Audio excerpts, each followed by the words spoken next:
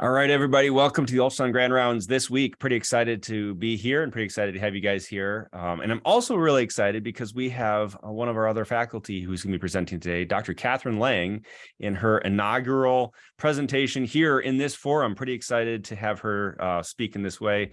But we're going to do a little bit of something new. We've been doing a lot of high-level advanced topics, which is great, but we also haven't done a lot of just the core ultrasound. And so Katherine has decided to present to us about basic and core, not basic, but just core renal ultrasound, the things that you need to know as you're going to the bedside with the machine for people who have renal concerns. And so with that being said, I'm going to get out of the way and turn things over to Katherine. Go ahead and take it away, and let's hear about renal ultrasound today. All right. Hi, everyone. Thanks for having me and thanks for joining and listening in. We're going to talk about the very exciting renal ultrasound basics. I joined Metro back in June, and this is my first lecture that I'm finally getting to, so I'm excited to be here. I have no disclosures. I do want to give a quick shout out to my residency or my fellowship program director, Mike Felicetta, because he let me go through his photos and videos that he has in his collection for this lecture. So a lot of them are from him. So we're going to start with a clinical scenario here. So you have a 30-year-old female that comes into the ER. She has no pertinent past medical history, and she's presenting with sudden onset of flank pain. She also reports that she's had some pink tinged urine. These are her vital signs. She's a little bit tachycardic. But otherwise, they are pretty much within normal limits. When you walk in the room, she's writhing on the stretcher and she can't sit still. She's kind of doing that kidney stone dance that we talk about. So you order labs, you order urine studies, and you provide supportive care, including analgesic medications. And I just want you to think about what you would typically do next in a situation like this in the ER. Obviously, we're talking imaging here. So what imaging are you typically ordering in the first place? You can think about that throughout this lecture. So when it comes to renal imaging, there's multiple different ways that you can image the kidneys. I know that most of us are probably not ordering IV pyelograms. I have not personally. It is more specific than ultrasound, but there are multiple disadvantages. Radiation exposure, contrast exposure, expense, time. In addition, you can image with CAT scan. If we're looking for stones, we're typically doing a CAT scan without contrast, or if you're ruling out other additional pathology, you do it with, whether it be trauma or there's other things on your differential that you're looking for. A CAT scan without contrast has pretty high sensitivity for a renal stone, 86 to 100% sensitive. So obviously there are some advantages. It does have a higher sensitivity for renal calculi than ultrasound, but also radiation exposure, expense, time. They have to leave, the room that they're assigned to. And in addition, if they're waiting in line for a long period of time for a CAT scan, it can delay care. And then finally, ultrasound. So when it comes to ultrasound, it is less sensitive for stones specifically, but it's less expensive. It's faster and performed at the bedside, and it's relatively easy. So we're going to go through how to do a renal ultrasound and different pathology that you can look for. Okay, so renal ultrasound is good because even the most novice sonographer can probably recognize the kidneys and bladder. So it tends to be a pretty good starting point for someone who's new to ultrasound. And it can be one of those core scans that an emergency physician uses, or other physicians, obviously. But, in the emergency room setting, I would say it should be one of the core scans that a ER doc knows how to do. Even those who were not trained to do ultrasound during their residency can probably learn this pretty quickly. So you can use it for many different things, but some of the indications include presentations for acute flank pain or renal colic, suspected renal colic. You can look for hydronephrosis. You can measure bladder volume if you suspect someone's in acute urinary retention. In addition, you can image the kidneys for trauma. You can look for renal and bladder masses, renal abscesses. If someone is having hematuria, you can look and see if you see any evidence of blood in the bladder or mass. And there's other things you can image for too. And there are quite a few advantages to doing this type of imaging. So again, it can be performed at the bedside, and you can do this in conjunction with your physical exam in real time, which is an advantage that a radiologist does not have when they're looking at a CAT scan and reading it in the reading room. They might have the patient's chief complaint, but they can't correlate in real time like you can with ultrasound. In addition, it can be done relatively quickly. And so, I would definitely encourage you to learn this if you don't know it already. So we are going to go back to medical school and review our normal renal anatomy, which I'm sure everyone remembers very well. So when it comes to the location of the kidneys, the right and left kidneys do have slightly different locations. The right kidney tends to be positioned more inferiorly. You have the liver anteriorly and superior to the kidney, and so it kind of gets pushed downward. You can use your liver as an acoustic window to get your image of the right kidney, and it tends to be imaged more easily. When it comes to the left side, it tends to be positioned more cephalad, and there are several different structures that tend to be anterior to the kidney that can kind of obstruct the view and make it more complicated to find. And these structures include the pancreas, the stomach, the spleen, the bowel. So just be conscious of this when you're looking on the left. And so, are you guys able to see my cursor?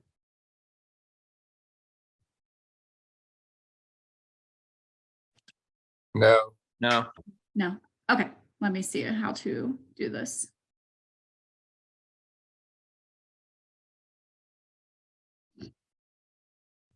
Okay, you can see it now? No.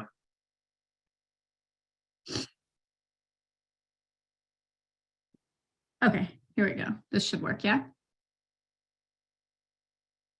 Yeah, we can see it. Okay, awesome. Thanks, guys. Okay, so right here where my cursor is the renal hilum. And so this is where your vasculature and your ureter is going to enter and exit. And then the normal size of the kidney is 9 to 13 centimeters in length, and then 3 to 5 centimeters in width. It does have a fibrous capsule on the outside here. So this kind of darker reddish purple thing out here.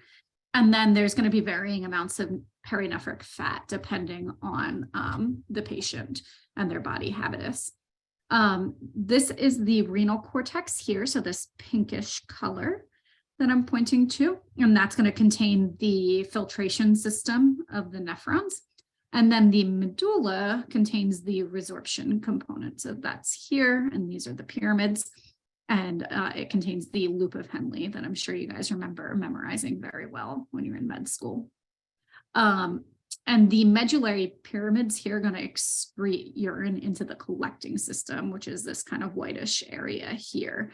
And so it's made up of the calyces, and you have major and minor calyces, which are going to form the renal pelvis, and then the ureter, which exits right here and goes down to your bladder.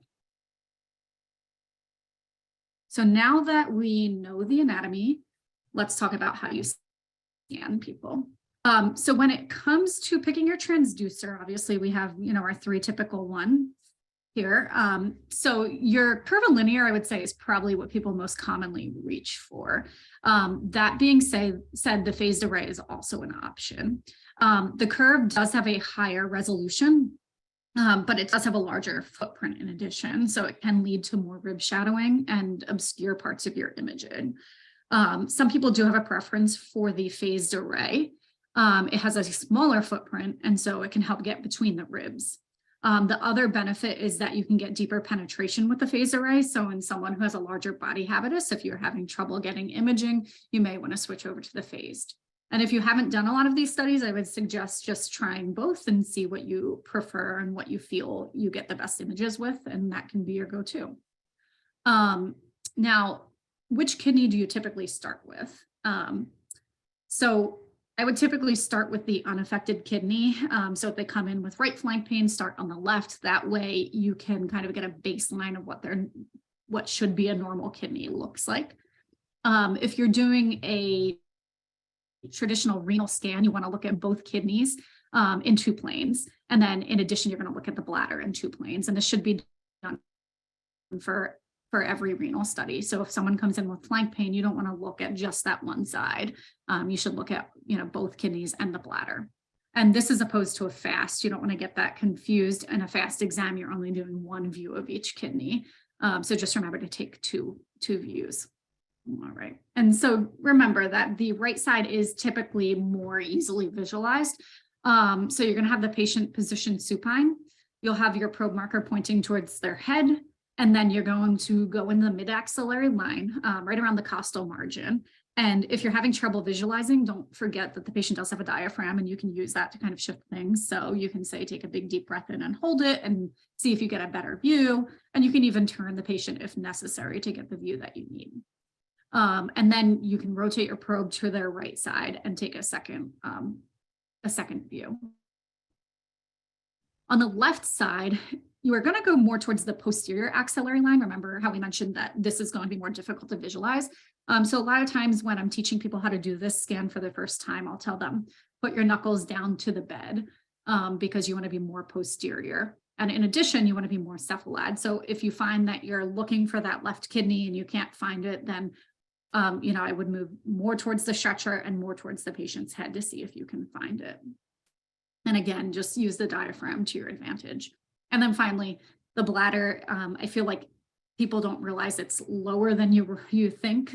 So you're going to go immediately suprapubic and then scan in the sagittal and transverse planes. All right, so here is a normal ultrasound. So on this left photo here, what you're seeing is the right kidney. This is the liver. And so you can see that the capsule around the kidney is going to be echogenic. It's kind of bright. And I don't see a lot of perinephric fat here. And as we mentioned, it will vary from patient to patient. The renal parenchyma is going to be less echogenic than the liver. So you can see it's a little bit darker here. And then the medulla is going to be hypoechoic because it's filled with urine. And the renal sinuses are going to be these bright white areas that are pretty echogenic because of the fat content. And then the renal pelvis and calyces tend to be anechoic. This here is going to be the left kidney. All right. And so you can also look for the ureteral jets when you're looking at the bladder. So on this image here, you see the bladder, the wall is echogenic. And then you can see behind the bladder, this posterior acoustic enhancement. You do get that behind fluid-filled structures. That's a normal finding with any fluid-filled structure, whether it be the gallbladder, an abscess, the bladder. And so when you're visualizing the bladder, you can also potentially visualize the prostate in males. And then you can look for the ureteral jets, which you're going to see on this video here.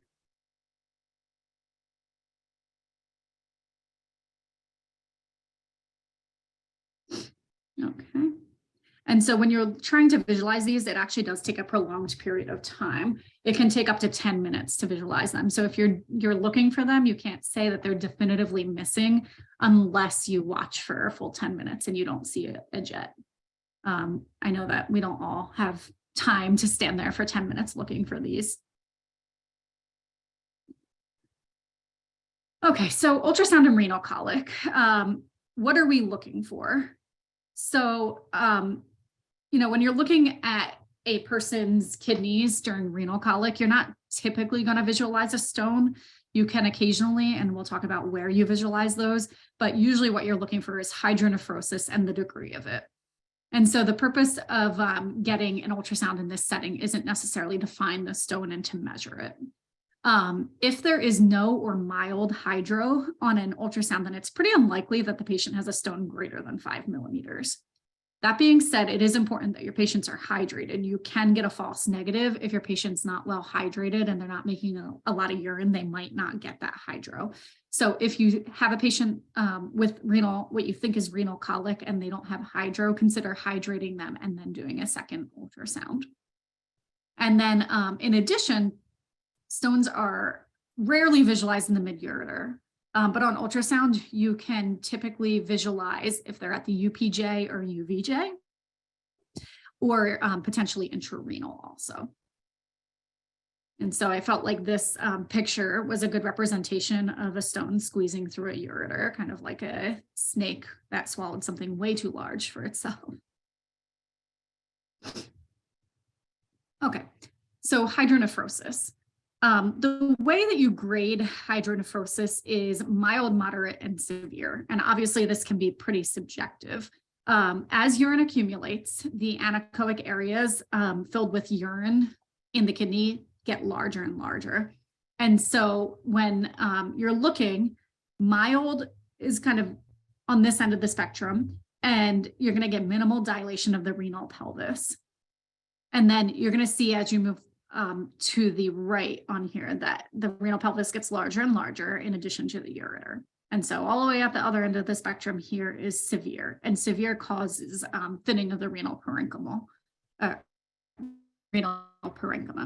And so in a high-grade obstructive uropathy, you can actually get rupture of the parenchyma and urine leaks out and there's fluid around the kidney. So if you see someone with fluid around the kidney and they actually have, mild or moderate, consider that they probably have a severe obstruction still because of the rupture. And they might need some advanced imaging at that point. Okay. So again, be wary of calloceal rupture. And this is a picture of the continuum of hydro. So all the way to the left here, you're going to see mild hydro. You see a little bit of dilation of the pelvis here. And then in the center here, you're going to see moderate hydro. So increased dilation. And then all the way to the right here is going to be your severe hydro that kind of obliterates the normal structure of the kidney. And we will show another video of this very shortly. Okay.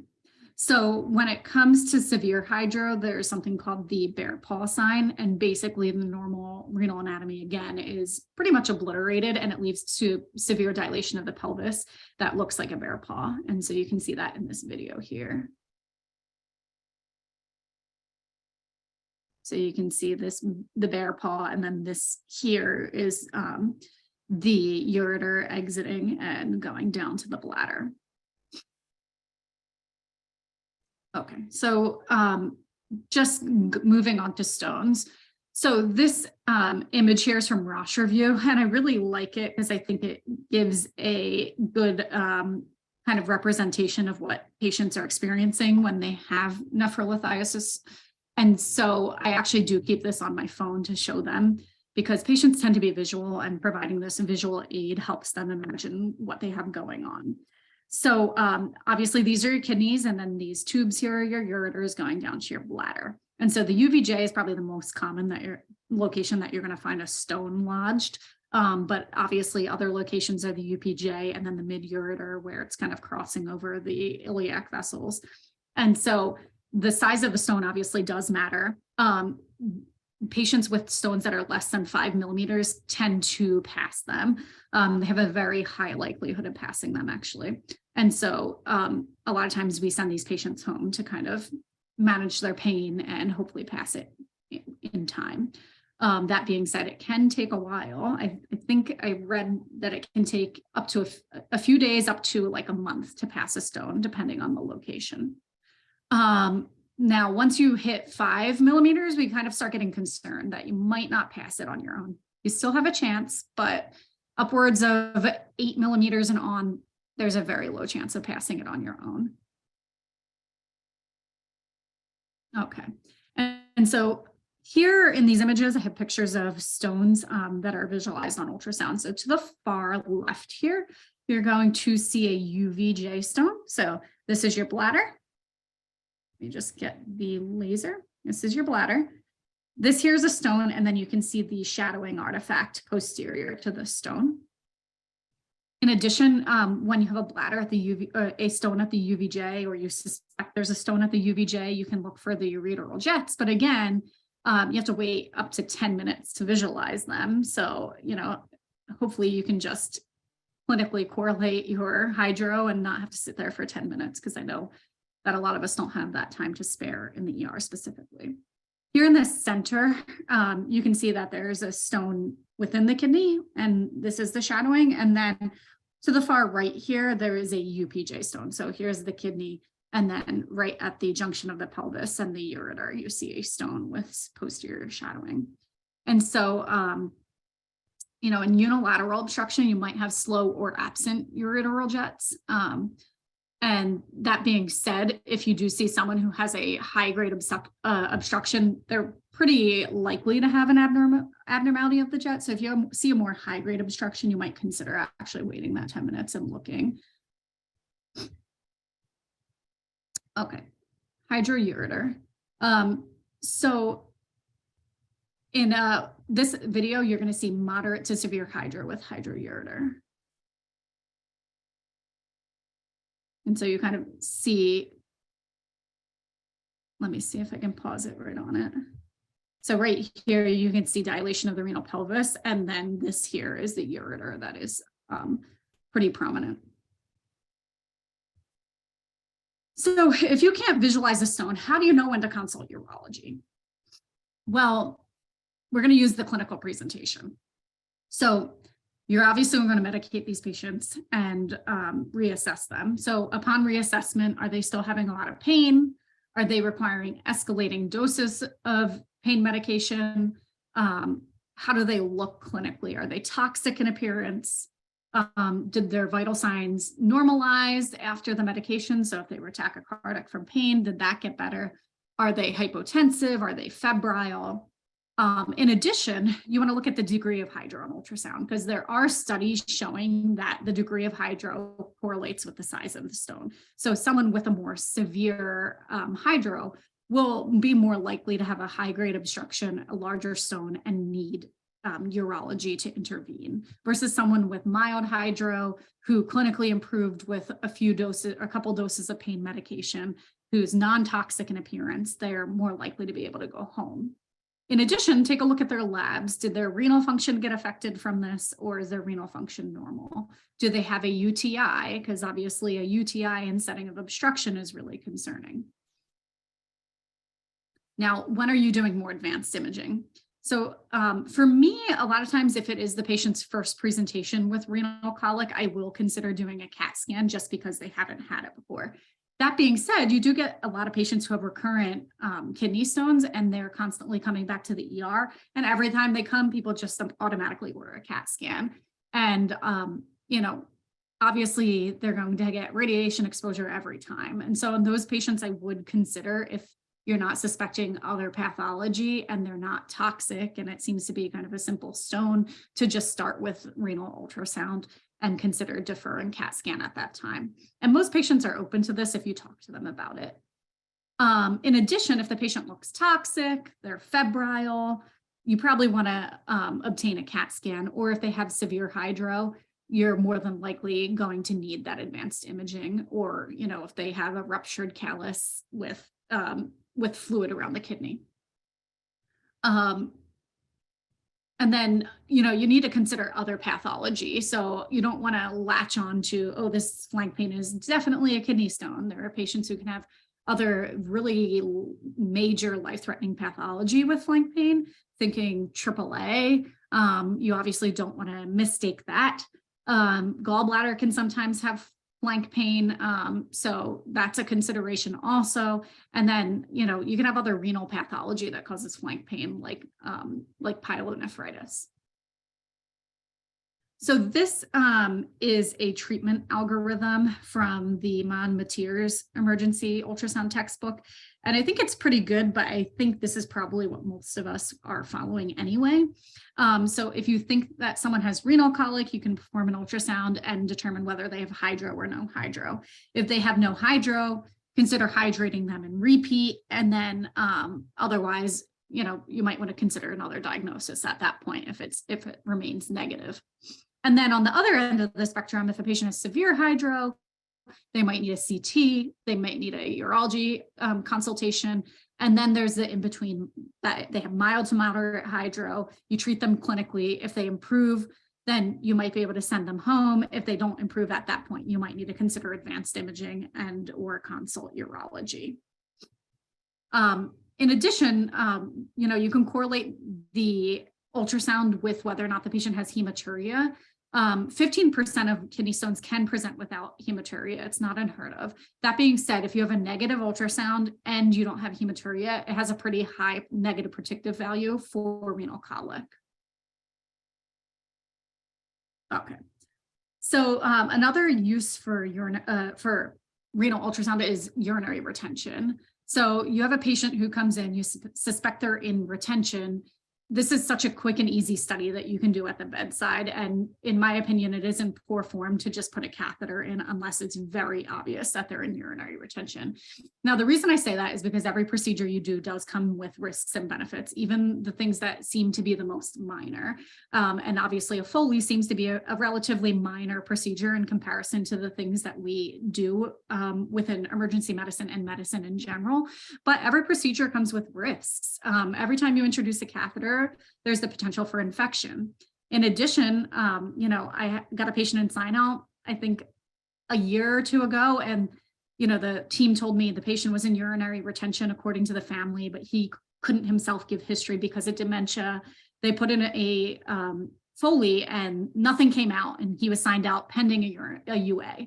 And I'm like, well, why doesn't the patient have anything coming out of his Foley if he's not in urinary retention?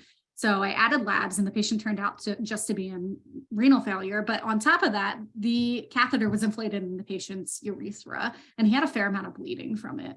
So this could have been avoided if they had just thrown an ultrasound on and looked. I mean, sometimes it's so obvious because the bladder is collapsed that they do not need a Foley, or the opposite, their bladder is so huge you don't even need to measure it, right away. And so, this is a very fast thing that you can do at the bedside. So how do you do this? What you're going to do is you're going to measure the bladder in 3 planes. So you want to look at it in 2 planes. You start in transverse, measure the length and width, and then move to sagittal and measure the height. And the easy way that people tend to remember this is like the plus and minus sign. So that way you know that you're not measuring the same plane twice. But remember how to calculate volume. And most machines do have a way to calculate this for you, so you don't have to hand calculate it at the bedside. And so just don't forget, when you're doing this, you do need to have the patient attempt to urinate beforehand. A lot of these people will come in and they'll say, but I can't. But I just tell them, I just want you to give it a try. And then, while they're running to the bathroom, I grab the machine and meet them back in their room. You should usually check within about 30 minutes. And the normal post void is typically about 100 to 200 mLs.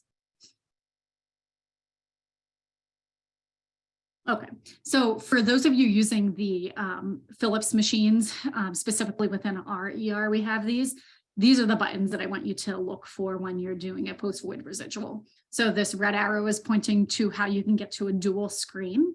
And then this blue arrow is pointing to the calc button. And you hit this calc button and it will have a way to input the 3 planes that you're measuring, and will automatically calculate the bladder volume for you. That way you don't have to do it yourself. Okay, so in addition, you can use ultrasound for catheter placement. I think we've all been there where nursing is having trouble getting a catheter in. There's been multiple attempts. They aren't getting a lot of urine out, and they're trying to figure out, are they in the bladder? They don't want to inflate the balloon without knowing. So you can throw the ultrasound onto the bladder and take a look to see if you see the catheter in there. You can flush it. If you look at this video shows that the catheter is actively being flushed into the bladder. And this is the balloon here in the bladder also. In addition, you can even look for malfunctions of the indwelling catheter. So, the catheter is in, but you throw the probe on and you see that the bladder is distended. That could indicate that, it's not draining appropriately, or you can flush it and like in this video and see it being flushed. In addition, I think we've probably all had that patient that was sent in from the nursing home and they're trying to change the catheter, but the balloon won't go down. You could watch the balloon get punctured on ultrasound. I know that what I've used is threading the wire from a central line kit in, and you could actually watch it get punctured on ultrasound to be sure you got it before you go and remove that catheter, because you obviously don't want to cause trauma by pulling out a catheter with an inflated balloon. Okay, so here are some other uses for renal ultrasound. So you can use it in AKI and renal failure. hematuria, pyelonephritis and renal abscess, renal masses, renal trauma, etc. In AKI, you can really easily identify post-renal causes, so like a kidney stone, but the other intrarenal causes you might not be able to see, or pre-renal, you probably can't see just from a renal ultrasound. In addition, if you see an atrophic kidney, that will suggest a more chronic cause of their renal failure. When it comes to hematuria, you can sometimes visualize evidence of blood in the bladder. So if you put the ultrasound on and you see kind of layering or sediment in the bladder, that could indicate hematuria, or you might even see a bladder mass. And it's a good starting point to screen for a bladder mass if you're suspicious. When it comes to pyelonephritis, you typically actually don't need imaging in pyelo. It's more of a clinical diagnosis. But if you're suspicious that there could be a complication of the pyelonephritis, like a renal abscess, then you can take a look. And I know that a lot of people probably would consider doing a CAT scan at this point, but you could potentially see a renal abscess. And typically they're solitary. There's internal echoes that show debris and septations, and that's how you can differentiate it from a simple renal cyst. And then the ultrasound for renal trauma. So it is pretty specific for renal trauma, but it's not very sensitive. So if you think that someone has renal trauma and your ultrasound is negative, then you do need to proceed to CT. That being said, if a patient is hemodynamically unstable, getting a fast exam and taking a closer look is a good idea. And if you think that it's the kidney itself that's damaged, I would definitely consider scanning through on 2 planes. All right. So again, in pyelonephritis, the ultrasound is going to be typically normal. That being said, there can be complications such as renal abscess. You can get emphysematous pyelonephritis, which is obviously more severe. And so this ultrasound here is showing you dirty shadowing that's from air in the kidney from an emphysematous pyelonephritis. And so you differentiate this from a stone because stones make a more clean shadow. And again, I'll play this through. You can see that this is kind of a dirty shadow posterior to the kidney versus those clean shadows we saw before on the prior images I showed you. In addition, some other incidental findings. So to the left of the screen here, you're going to see a simple renal cyst. These are really common. I'm sure you guys see these all the time, whether it be on CAT scan or ultrasound. They appear smooth and round. There's no internal echoes, and that's how you can kind of differentiate it from a renal abscess. Now, I would proceed with caution if the patient is unaware that they have this. You should definitely be advising them of this incidental finding. Some renal masses can appear cystic, and you don't want to be the person who doesn't tell the patient that they have a potentially malignant renal mass. So I would just say, listen, you have a cyst in your kidney. I don't know if you're aware of that. Your doctor should probably just be aware that it's there in case it needs follow-up. On the right side of the screen here, you're going to see a dromedary hump. And this is also a normal variant. You can see this kind of focal bump along the normal contour of the kidney, and it should have the same appearance as the adjacent cortex. If it doesn't, then you definitely need to consider renal mass, and I would still probably counsel the patient on this finding, unless you're absolutely confident that this is not a renal mass, because you again don't want to be the person that mistakes a renal mass for a normal finding. And then other things that you can see are horseshoe kidneys. You can actually follow the kidney across the midline and see the lower poles of the kidneys connect. You can see a pelvic kidney, congenital absence. If you're on the hunt for a kidney and you can't find it, then consider that it just might not be there. And then finally, kidney transplants. So they're typically transplanted into the iliac fossa, which makes it pretty easy to visualize. And if you look at the kidney that was left behind that's non-functional, it's going to appear atrophic. You can also see enlarged prostates, and you probably see this pretty commonly on patients who present an acute urinary retention. You scan through and you just see the very large prostate in the bladder neck. And you can see polycystic kidneys occasionally also.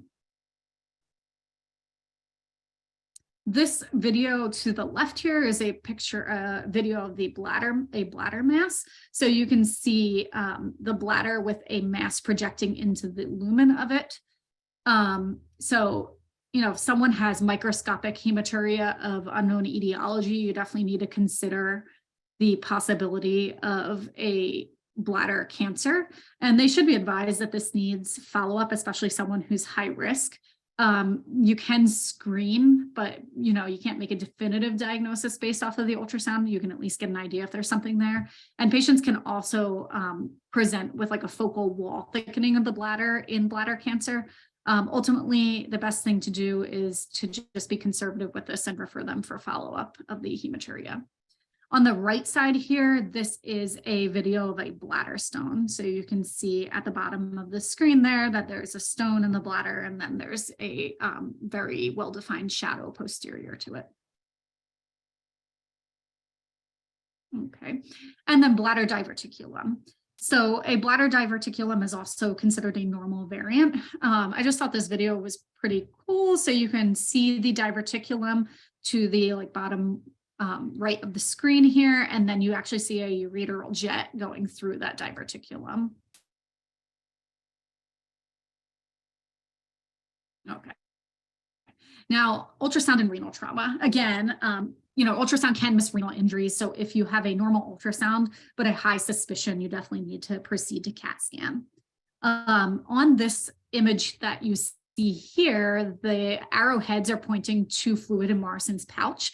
And then the arrow itself is showing that the capsule of the kidney is kind of elevated and moving away from the kidney itself. And there is what appears to be blood underneath. So that's a subcapsular hematoma. Okay, and then we're just going to review some pearls and pitfalls of renal ultrasound. So again, you typically can't visualize or measure a stone specifically in the mid-ureter, but you can infer that there's a stone present if there's unilateral hydro and hematuria. And sometimes you can see UVJ and UPJ stones. And you can see them in the kidneys too, but those are just not typically going to cause a patient's symptoms. In addition, as mentioned before, your patient needs to be well hydrated when you're doing these ultrasounds. If the patient is clinically dehydrated and has a negative ultrasound, consider hydrating them and repeating the ultrasound at that point, because you can get a false negative if they're not making a lot of urine because of dehydration. There are going to be mimickers of hydro in addition, so be wary of that. In pregnancy, people can get hydro on the right side because of compression of that ureter. In addition, you can get bilateral hydro if a patient has a very distended bladder and hasn't urinated. So if you notice a distended bladder in the setting of bilateral hydro, send them to the bathroom and repeat the scan. Now, lack of hydronephrosis does not rule out a stone in the ureter. It just rules out an obstructing stone or, a very large stone. Or it could be an early obstruction where they just haven't produced enough urine to create hydronephrosis yet. Another kind of pitfall, in my opinion, is that you have to wait for a very long time to see those ureteral jets. In certain clinical scenarios, it might be necessary to wait. That being said, a lot of times I don't think it's completely necessary to wait and see them. But I would say that a lot of times in the ER setting specifically, we just don't have time to stand there for 10 minutes and wait for these. But if you have the time, it's kind of cool to see. So consider doing that. And then remember, there's other causes of flank pain. I think all of us have heard that story where a patient comes in with flank pain and they really think that it is a stone, and then the patient turns out to have a rupturing AAA. Don't be that doctor who misses the rupturing AAA because they really think that it is a kidney stone. Have a high suspicion of severe life-threatening pathology in your patients. And in addition, there's other causes of flank pain like muscle strains, pyelonephritis, biliary colic. So consider those in your differential diagnosis too. Also, if you're looking for a bladder mass or blood in the bladder, it can be difficult to differentiate those. So just be wary of what you're looking at on the ultrasound unless you're absolutely sure. I would not make a definitive call on that. And then just be sure that you look at both kidneys when you're looking to be sure that you have a baseline comparison. Okay, so let's go back to our clinical scenario. So remember that we had this 30-year-old female. She's overall healthy with no past medical history, and she comes in doing the kidney stone dance. And right now we have urine studies and labs pending, and we're providing supportive care. So what are we going to do next? I think a lot of people would immediately say, I'm going to CAT scan this person. I would say that, you know, that 90% of the time, that's what people are probably doing. But I would consider in this patient starting with ultrasound. She's young, she's of childbearing age.